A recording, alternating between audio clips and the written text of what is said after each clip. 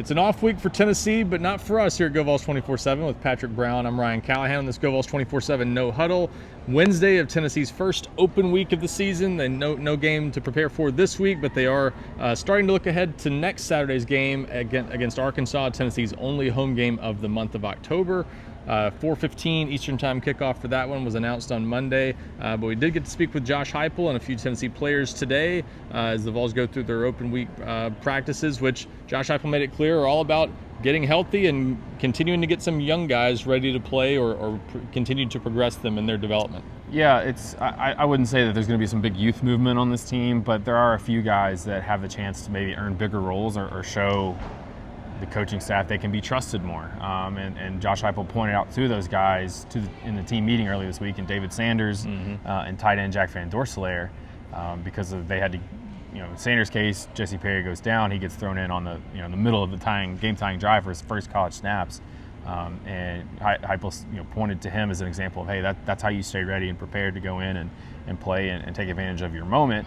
Same thing with Van Dorselaer. He was the number 2 tight end with Ethan Davis out, but didn't play a whole lot, but had 2 key blocks on the Joey Aguilar touchdown run at the end of regulation, and also Deshaun Bishop's touchdown run where he got the key block on the outside. So that's an example, again, of another young guy that's not playing a whole lot, hadn't played a whole lot during the game, but is ready when his number is called and to deliver. So that's kind of what they need. Heupel stressed that as they get ready for this next stretch, this next 4-game block, it's all SEC play, Arkansas, Alabama, Kentucky, Oklahoma, they've got to have some of these young guys be ready because more of those situations are going to happen. You're going to get beat up. You're going to have guys banged up.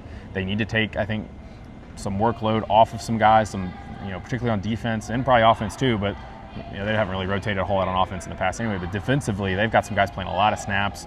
You wonder if that wear and tear is going to start taking its toll over the course of this next 4-game stretch. So that's an emphasis this week, is trying to push those young guys to be more ready to take more snaps.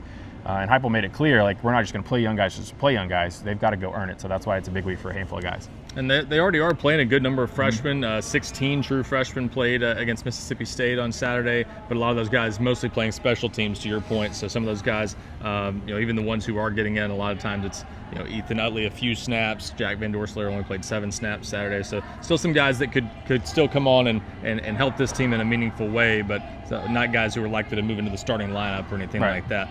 Also some talk, obviously, of all the changes at Arkansas.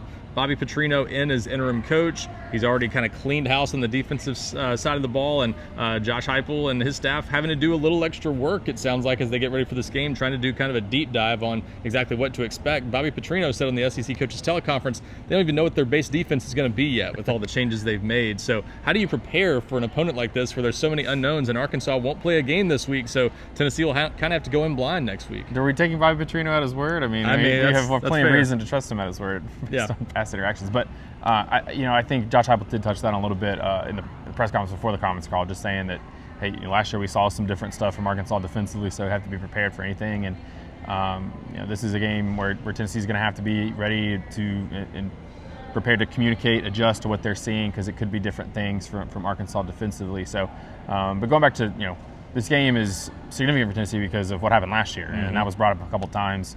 Josh Heupel was asked in his press conference, how do you keep the team kind of locked in during this bye week? And he said, you just got to look at last year when we didn't make the most of it. So he seemed a little, kind of intent on making sure that was relayed to the team. Ty Redmond, talking to the freshman cornerback, he kind of said the same thing, that last year they came out of the bye week at Arkansas and didn't play well. So, but that is a new wrinkle. We'll have to see what more changes Arkansas does.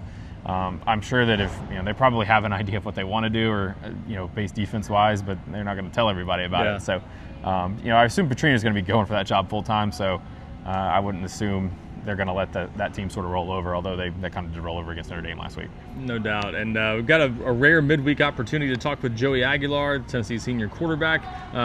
Obviously a pretty impressive start to the season. Josh Heupel also talked on the SEC Coaches Teleconference about just how good this offense has been so far, and that he had some indications in preseason camp and things like that this offense might be that good. What's sort of the focus for Aguilar at this point, and what does he want to do going forward to help this offense take the next step? He made it clear that there's still things that this offense can do to get even more explosive, and they had 7 pass plays of 20+ yards. Could have had a couple more if not for a Mike Matthews drop in the offensive pass interference on Chris Brazzell that was not an offensive pass interference in the opinion of most people. So, he could have been over 400 yards in that game, which would have been pretty crazy. There's some talk, Tennessee's not run the ball maybe as well, numbers-wise in their 2 SEC games, but they've also been throwing it a lot. So, Aguilar talked about his footwork. I think, some of the throws, some of the ball placement, that led to a couple of the interceptions. Even the high throw to Chris Brazzell on the 4th down on the final drive was sort of kind of a footwork deal where his feet are not in a good spot, and that's why the ball gets a little high, gets a little away from him. So that's something he touched on. But and Josh Heupel too talked about sort of the receivers, and he was asked about not going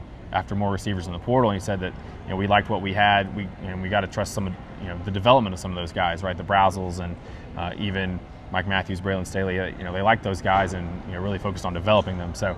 But Aguilar, I think he's still pretty grounded, knows that this offense and himself can get a lot better. And so really I think for the whole team, they're trying to push this week to get better.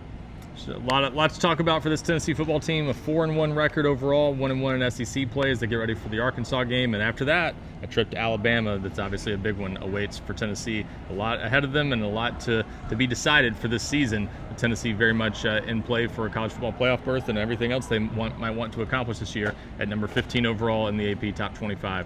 For Patrick Brown, I'm Ryan Callahan.